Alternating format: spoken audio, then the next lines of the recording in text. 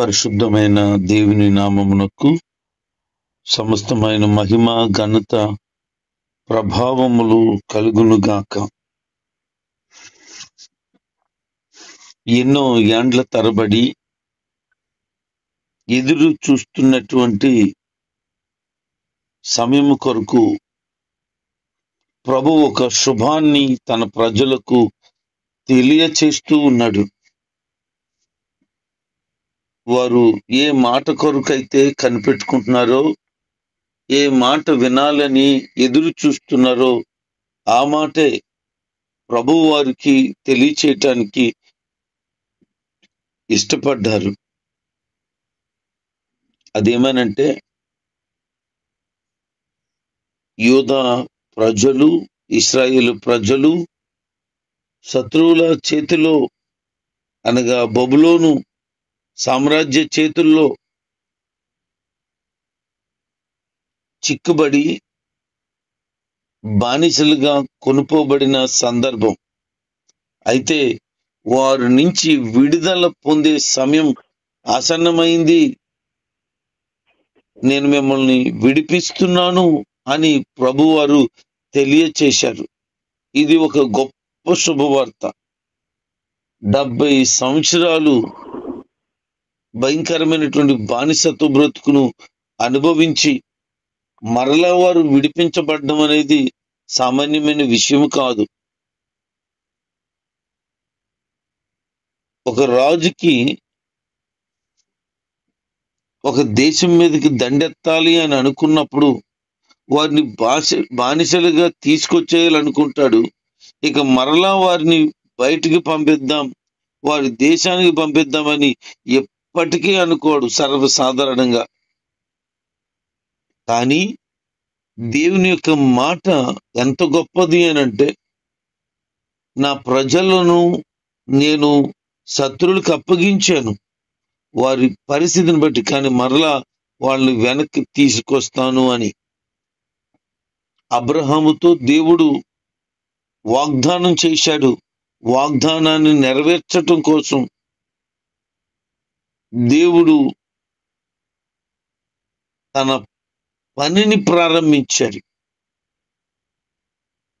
అయితే అబ్రహాము అవిధేయత కలిగిన వాడై దేవునికి అర్పణ అర్పించే సమయంలో నిద్రపోయిన కారణాన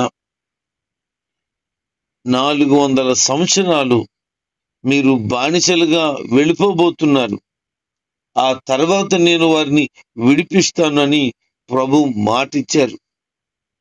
అలాగే వారు బానిసత్వపు కాలం ముగించబడిన తర్వాత వారిని విడిపించి కానానుకి నడిపించారు. దేవుడు మాట ఇచ్చాడు, ఆయన మాట నెరవేర్చాడు. ఈరోజు ప్రభు నీకు ఏదైనా మాట ఇచ్చాడా, వాగ్దానం చేశారా? అయితే తప్పకుండా దానిని నెరవేరుస్తారు. ఆయన మాట తప్పని దేవుడు. ఇర్మియా ఇంకా చెరసాల్లోనే ఉన్నాడు. చెరసాల్లో ఉన్నప్పుడు మరల రెండోసారి దేవుని స్వరం వినబడుతూ ఉంది. ఆయన మాట విన్నాడు.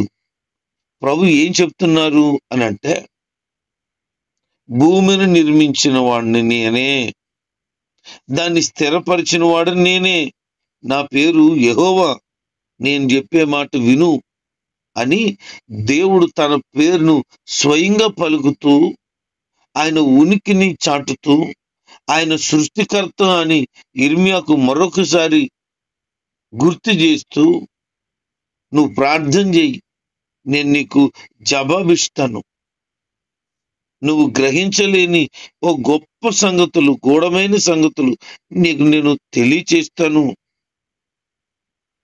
అంటే, ఇర్మియాను దేవుడే పిలిచి నువ్వు ప్రార్థన చేస్తే నేను నీకు జవాబిస్తానని ప్రభు చెప్తున్నాడు. ఈ బైబిల్ గ్రంథంలో యెహోవా దేవునికి మనం ప్రార్థన చేస్తున్నామనంటే, సకల విశ్వాన్ని సృష్టించిన సృష్టికర్తకు ప్రార్థన చేస్తున్నాము అనే మాట వాస్తవమైంది. ఇర్మియాలాగా నమ్మకం, యథార్థ హృదయంతో మనం కనుక ప్రార్థన చేస్తే తప్పకుండా ఆయన చెవుల్లోకి ఆ మాటలు వెళ్తాయి. ఆయన జవాబు ఖచ్చితంగా ఇస్తాడు.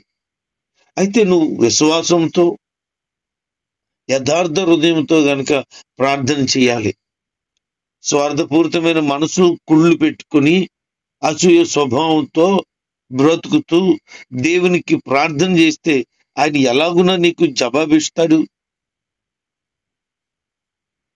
కీర్తనకారుడని దావీదు అంటాడు, నా హృదయంలో నేను పాపమును లక్ష్యం చేసిన ఎడల, అనగా ఆలోచన చేసిన ఎడల ప్రభువు నా మనవి వినకపోవును అని. నువ్వెప్పుడు పాపపు తలంపులు, పాపపు ఆలోచనలే నీ హృదయంలో మెదులుతూ ఉన్నాయి. నీ ప్రార్థన కానీ ఎలాగ జవాబు ఇవ్వగలడు? ఎందుకు ఇస్తాడు?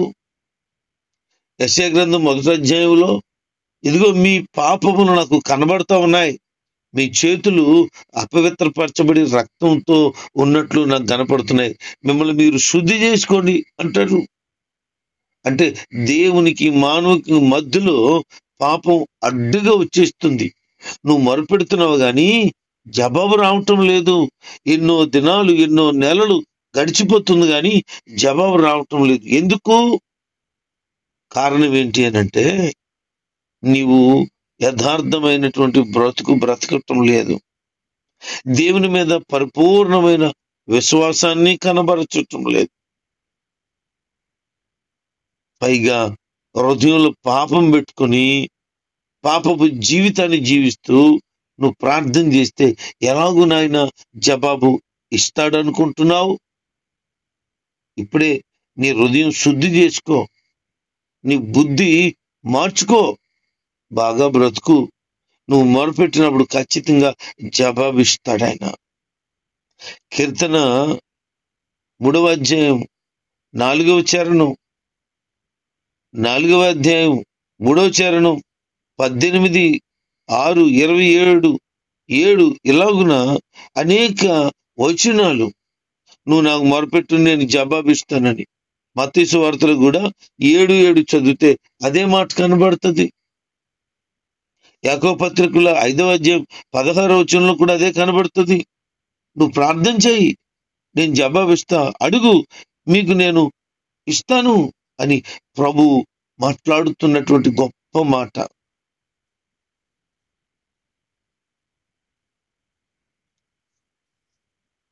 మానవ జ్ఞానానికి అందని గూఢమైన గొప్ప విషయాలు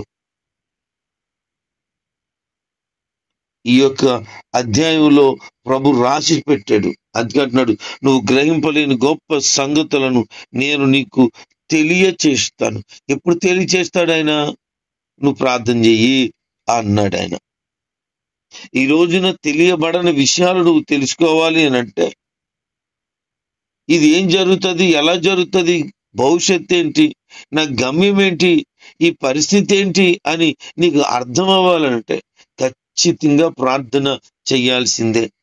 ప్రార్థన చేయకుండా నీకు ఏ విషయాలు బయలుపరచబడవు. ఆయన ప్రత్యక్షత నీకు అర్థం కాదు. ఆయన యొక్క ఉద్దేశం, ఉపదేశం గ్రహించలేవు. అజ్ఞానంగానే ఉండిపోతావు. అయితే ప్రార్థన చేసినప్పుడు నీ కన్నులకు తేటదనం వస్తుంది, నీ ఆలోచనలో స్వస్థత వస్తుంది, ప్రభు యొక్క మాటలు నేరుగా నువ్వు గ్రహించగలుగుతావు. కనుక నీకు ఏ విషయమైనా తెలియకపోతే సొంత ఆలోచనలు తీసేసుకుని సొంతంగా వెళ్ళిపోవటానికి ప్రయత్నం చేయొద్దు. దేవుని సన్నిధిలో ప్రార్థన చేసి ఆయనను అడిగితే తప్పకుండా దేవుడు జవాబు నీకు దయచేస్తాడు. ఇర్మియాతో చెప్తున్న మాట ఇదే. అద్భుతం కదండి. నువ్వు నాకు మొరపెట్టు, నేను నీకు జవాబిస్తాను. అద్భుతమైనటువంటి మాట, వాగ్దానం కూడా ఇది. నువ్వు మొరపెట్టడమే ఆలస్యం. యథార్థ హృదయంతో, విశ్వాసంతో, పాపం లేని హృదయంగా నీ హృదయాన్ని మార్చుకుని మొరపెట్టు, నీకు నేను జవాబు ఇస్తాను. ఇశ్రాయేలు ప్రజలకు, యూద ప్రజలకు దేవుడు చెప్తున్న ఒక శుభాన్ని ఇక్కడ వ్యక్తం చేస్తున్నాడు. వారిని నేను నా దగ్గరికి తీసుకొస్తాను. వారి యొక్క చెడుతనం కారణంగా ఈ నగరం నుండి వారిని పంపించేశాను. నా ముఖం కూడా వాళ్ళకి కనిపించకుండా చేశాను. అయితే నేను వాళ్ళని తిరిగి తీసుకొస్తాను. వారికి నేను ఆరోగ్యం ఇస్తాను. వారిని బాగు చేస్తాను. వారి హృదయాలకు విశ్రాంతి ఇస్తాను. వారికి సమృద్ధి ఇస్తాను, సమాధానం ఇస్తాను, వాళ్ళని బలపరుస్తాను, అందరికీ తెలిసేలాగా బయలుపరుస్తాను అన్నాడు. కోపగించుకున్న దేవుడు శత్రువుల చేతికి అప్పగించిన ఆ దేవుడే మరలా వారి పట్ల జాలి చూపించి బయటికి తీసుకొచ్చి వారిని బాగు చేస్తాడట, క్షేమం ఇస్తాడట, ఆరోగ్యం చేత నింపుతాడట, సమాధానాన్ని అనుగ్రహిస్తాడట, వాళ్ళ బ్రతుకులో సమృద్ధి ఇస్తాడు. ఒకవేళ నీ జీవితం కూడా చెరసాల అనుభవం పొందుతున్నావేమో, ఎక్కడ చూసినా వేదన, బాధ, ఎటు వెళ్ళలేక ఏమి చేయలేక అర్థం కాకుండా గలిబిలైపోతూ నెమ్మది లేని స్థితిని అనుభవిస్తున్నావేమో. బిడ్లారా, ప్రభు వాగ్దానం నమ్మదగినది. ఆయన మాటలు ఎంతో విశ్వసనీయమైనవి. నమ్ము, నిన్ను కూడా దేవుడు ఆ పరిస్థితుల నుంచి తప్పకుండా విడిపిస్తాడు. నీకు కూడా ఆరోగ్యము దయచేస్తాడు. నిన్ను స్వస్థపరుస్తాడు. నీ హృదయానికి, నీ కుటుంబానికి తన సమాధానాన్ని అనుగ్రహిస్తాడు. ఇప్పుడు కరువు అని బాధపడుతున్నావు కదా, ఆయన నీకు సమృద్ధిని మరలా గుర్తు చేస్తున్నాను, సమృద్ధిని అనుగ్రహిస్తాడు. అందుకనే నీవు దేవునికి ప్రార్థన చేయి. నిన్ను విడిపించగలిగిన దేవుడు ఆయనే, మరొకరు ఎవ్వరూ లేరు. ఋతు గ్రంథంలో ప్రభు చెప్తారు, విడిపించగలిగిన సమీప బంధువు. ఆ సమీప బంధువు ఎవరు? యేసుక్రీస్తు ప్రభు వారే ఉన్నారు. నువ్వు బంధించబడిన స్థితిలో ఉంటే ప్రభు చెప్తున్నారు, చెరసాలలో నుండి తిరిగి నిన్ను తీసుకొస్తాను. మునుపటి పరిస్థితుల్లో ఎలాంటి అభివృద్ధి కలిగి ఉన్నావో అదే అభివృద్ధిని మరలా నీకు ఇచ్చేస్తాను. అంటే దేవునికి దూరం అయిపోయి శత్రువుల చేతిలో చిక్కడిపోయి నాశనమైపోయిన వారి జీవితాలు మరలా కట్టబడతాయట, మరలా అభివృద్ధిలోనికి వస్తాయట. అంటే జీరో అయిపోయిన నీ జీవితాన్ని ఆయన హీరోగా మార్చటానికి ఇష్టపడుతున్నాడు. నమ్ముతున్నావా దేవుడి కార్యాలను? విశ్వాసంతో ఉండగలవా ఆయన నిన్ను హీరోని చేయగలడని? ఆయన మాటలు ఎప్పుడు కూడా సున్నైనా పొల్లైనా, అంటే అరసున్నా అయినా కూడా వ్యర్థము కాదు అని చెప్పాడు ఆయన. వారు వ్యతిరేకమైనటువంటి స్వభావాన్ని కలిగి ఉన్న వారిని శుభ్రం చేసి వారి అపరాధాలను ఆయన క్షమిస్తాను అంటున్నాడు. యేసుక్రీస్తు ప్రభువారు తన శిలువలో కార్చిన రక్తము ద్వారా మన పాపములు, అపరాధములు క్షమించబడ్డాయని నమ్ముతున్నాం. ఖచ్చితంగా క్షమించబడతాయి నువ్వు ఒప్పుకొని పశ్చాత్తాపడినప్పుడు. మరలా చెప్తున్నాడు ఆయన, నేను మేలు చేస్తాను మీ విషయమై లోకంలో ఉన్న జనులు అందరి ఎదుట నాకు పేరు ప్రతిష్టతలను, సంతోషం, స్తుతి, ఘనతలను నేను చేకూరుస్తాను. అంటే మరలా మీరు తిరిగి వచ్చాక మీరు నన్ను ఘనపరచబోతున్నారు, నేను సంతోషించేలాగా చేయబోతున్నారు. మీరు నిత్యము కూడా నా నామము హెచ్చించి మీరు నన్ను కొనియాడుతారు. లోకపు జనాలు మీకు కలిగిన క్షేమాన్ని బట్టి భయపడిపోతారు, వణికిపోతారు. ఏట్రా, వాళ్ళు శత్రువుల చేతిలో చిక్కడిపోయిన వాళ్ళు కదా, మరలా తిరిగి వచ్చారా, మరలా మామూలు యథాస్థితికే వాళ్ళు వచ్చేసారా అని జనాలు చూసి భయపడిపోతారు. అలాగ నేను చేస్తానన్నాడు. ఈ సందర్భంలో మా కుటుంబ జీవితం గుర్తొస్తుంది నాకు. చిన్ననాటిలోనే ఎంతో సమృద్ధిని కలిగిన జీవితం, ఏమీ లోటు లేని జీవితం. 3-4 తరగతుల్లో ఇంటి దగ్గర 4 టీం వర్క్ చేసే యవనస్తులు ఉండేవాళ్ళు, పనివారు ఉండేవారు, కారు ఉండేది. అలాంటి స్థితి నుంచి పెండ్లి వయసుకు వచ్చేటప్పటికి ఇల్లు అమ్మివేయవలసిన పరిస్థితి అయిపోయింది. మందిరం శిథిలమైపోయింది. ఉండటానికి నివాసం లేని పరిస్థితి అయిపోయింది. కారు పోయింది, పనోళ్ళు పోయారు, పరిస్థితి అంతా మారిపోయింది. మాకు వయసుకు వచ్చేటప్పటికి మా స్థితి పూర్తిగా మారిపోయింది. 0 అయిపోయింది. దేవుడు మరలా జ్ఞాపకం చేసుకున్నాడు. ఇక ఊర్లోనే ఉండరు, సొంత ఊరికి వెళ్ళిపోతారు, వాళ్ళ తాత ఊరికి వెళ్ళిపోతారు అని మాటలు ఎంతో మంది మాట్లాడగా నా చెవులు విన్నాయి. ప్రభు సన్నిధిలో మోకరించి ఉపవాసం ఉండి కన్నీళ్లు కార్చి ప్రార్థన చేయడం జరిగింది. ఎంత గొప్ప దేవుడు అనంటే, ప్రార్థన విని దేవుడు ఏ స్థలంలో అయితే ఉండము అన్నారు ఆ స్థలంలోనే దేవుడు స్థిరపరిచాడు. ఊర్లోనే ఎవరికి లేనంత ఉన్నతమైనటువంటి బిల్డింగ్ అయితేనేమి, పరిస్థితిని అయితేనేమి దేవుడు కలుగ చేశాడు. మా చిన్నతనంలో ఏ స్థితినైతే మేము కలిగి ఉన్నామో దేవునికి మహిమ అప్పటికంటే ఎంతో అమోఘమైన రీతిలో అనేక రెట్లు పై స్థానాన్ని దేవుడు ఇచ్చాడు. అనేక ప్రాంతాలకు, అనేక రాష్ట్రాలకు వెళ్ళి అనేక మందిలో, వందల వేల మంది మధ్యలో ఆయన మాటలు ప్రకటించే భాగ్యాన్ని ఇచ్చారు. నిజంగా దేవుని మాటలు ఎంత అమోఘమైనవి. తిరిగి క్షేమస్థితిని ఇస్తానంటే ఏమో ఇశ్రాయేలును మేము చూడలేదు, కానీ మా జీవితంలో మాత్రం అది జరిగిపోయింది. ఇంకా ఇంకా జరుగుతూ ఉంది. ప్రభు లేవనెత్తుతూనే ఉన్నాడు. ఇంకా మునుపటి స్థితికి ఈ స్థితికి చూస్తే వర్ణించలేనంత గొప్పగా మార్చేశాడు ఆయన. దేవునికే మహిమ కలుగును గాక.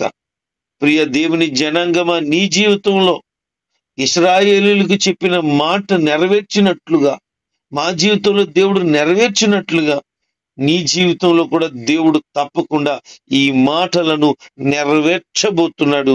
క్షేమాన్ని మీకు ఇస్తాడు. ప్రజలు భయపడేలాగా చేయబోతున్నాడు.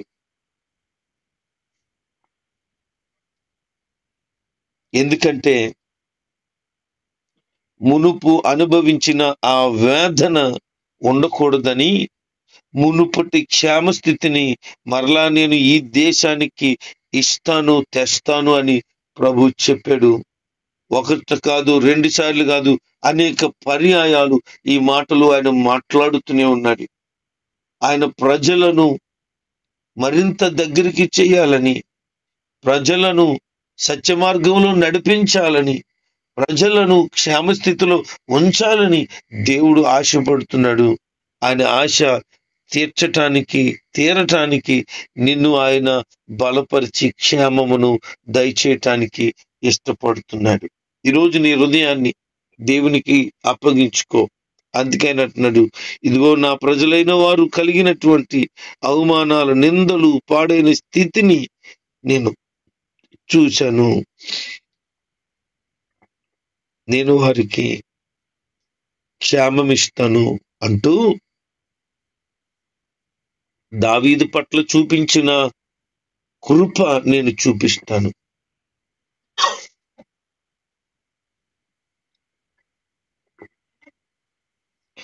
దావీదుతో చేసిన నిబంధన నేను నెరవేరుస్తాను.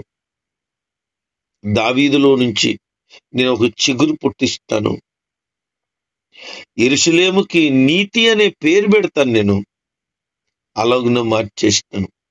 దావీదు చిగురు ఎవరు? మన ప్రభువుని రక్షకుడైన యేసు క్రీస్తు ప్రభువారు.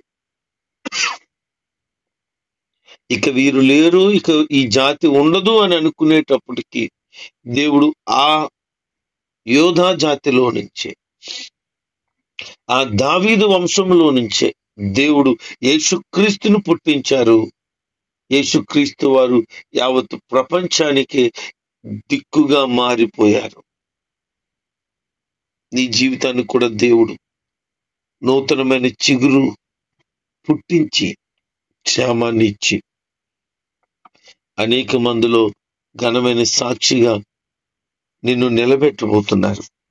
యెరూషలేము కొరకైనటువంటి నిబంధన, దావీదుతో చేసిన నిత్య నిబంధనను దేవుడు జ్ఞాపకము చేసుకుని వారిని స్థిరపరిచినట్లుగా నిన్ను కూడా ఆయన స్థిరపరచబోతున్నాడు. మైదాన పరిస్థితులన్నీ కూడా ఒక చక్కని ప్రాంతాలుగా తయారవటానికే దేవుడు వారికి కృప చూపించబోతున్నాడు. పోగొట్టుకున్న గొర్రెలు, మేకలు, చక్కనైనటువంటి పశు సంపద అంతా కూడా మరలా వారు సంపాదించుకునేలాగా దేవుడు చేయబోతున్నాడు. వారి జీవితంలో మంచి రోజులు రాబోతున్నాయి. దేవుడు చెప్పిన వాగ్దానాలు నెరవేర్చబడబోతున్నాయి అని చెప్పారు. ఇదిగో నీ జీవితంలో కూడా మంచి రోజులు రాబోతున్నాయి. దేవుడు నీకు కూడా చేసిన ప్రతి వాగ్దానమును నెరవేర్చబోతున్నాడు. కనుక విశ్వాసంతో ఉండు, బాధపడకు, నిరీక్షణ లేని వ్యక్తిగా చింతించొద్దు. దేవుడు నీ పట్ల కార్యాలు తప్పకుండా జరిగిస్తాడు. ఇశ్రాయేలు పక్షంగా దేవుడు చేసిన ప్రతి వాగ్దానాలను నెరవేర్చని దేవుడు నీ జీవితంలో తప్పకుండా నెరవేరుస్తాడు. ఆయన చెప్తున్న మాట ఏంటంటే, ఇదిగో నా ప్రజలను రాత్రి పగలు భద్రంగా కాపాడుతాను. వారికి నేను క్షేమమిస్తాను. వారికి ఏమాత్రం భంగం కలగకుండా నేను చూసుకుంటానని చెబుతూ ధైర్యపరుస్తూ, వారు ఎలాగ ఉంటారు అని అంటే, ఆకాశంలో ఉన్న నక్షత్రాలు, సముద్రం దగ్గర ఉన్నటువంటి ఇసుక రేణువులు ఎలాగైతే లెక్క పెట్టలేరో అలాగున నేను వారి సంతానాన్ని చేయబోతున్నాను. వారు లెక్క పెట్టలేనంత మందిగా వృద్ధి అయిపోబోతున్నారు. అంతటి క్షేమాన్ని నేను ఇవ్వబోతున్నానని ప్రభు చెప్తున్నాడు. తరచూ ప్రభు ఇర్మియాకు ప్రత్యక్షం అవడం, తరచూ మాట్లాడడం ఈ గ్రంథంలో మనం 4 సార్లు చూస్తాం. అంటే తన ప్రజల యొక్క కార్యాలు, తన ప్రజల పట్ల దేవుని కార్యాలు ప్రారంభించబడబోతున్నాయి కనుక తరచు తరచు తరచు చెప్తున్నాడు ఆయన. ఈ రోజు మరలా నీకు గుర్తు చేస్తున్నాడు. ప్రతిరోజు మాట్లాడుతున్న దేవుడు ఈ రోజు మరలా మాట్లాడుతున్నాడు. నీకు క్షేమ స్థితిని ఆయన ఇవ్వబోతున్నాడు. నీ సంతానం తిరస్కరించబడిందిగా, నీవు అవమానం నొందిన వ్యక్తిగా, దిక్కు లేని దిక్కుమాలిన పరిస్థితిలో ఉన్న స్థితిని నువ్వు అనుభవించి ఉండుంటావు. దేవుడు నువ్వు అనుభవిస్తున్న ఆ శరసాల అనుభవంలో నుంచి నడిపించి క్షేమమును దయచేయబోతున్నాడు. అనేక మందిలో నేను ఘనమైన సాక్షిగా నిలబెట్టబోతున్నాడు. విశ్వాసంతో ప్రభు నిన్ను నీకు చేసిన వాగ్దానమును లేవనెత్తి నెరవేర్చి స్థిరపరుస్తాడు. దేవుడి మాటలు మన వెనుకలో దీవించును గాక. ఆమేన్.